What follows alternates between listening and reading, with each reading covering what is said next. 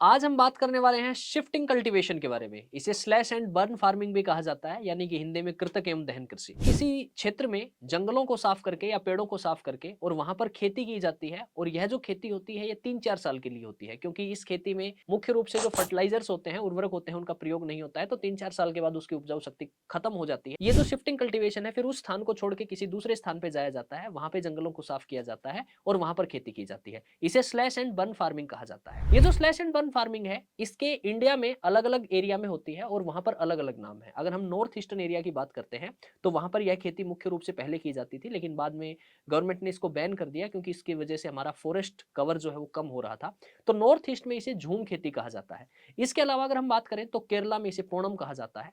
आंध्र प्रदेश और उड़ीसा का जो एरिया है, वहां पर इसे पोडू कहा जाता है। मध्य प्रदेश के आसपास का एरिया है, वहां पर इसे बीवर कहा जाता है या मसान कहा जाता है। यह खेती केवल इंडिया में नहीं होती, out of India other countries में भी की जाती है। जैसे सेंट्रल अमेरिका और मेक्सिको में इसे मिल्पा कहा जाता है।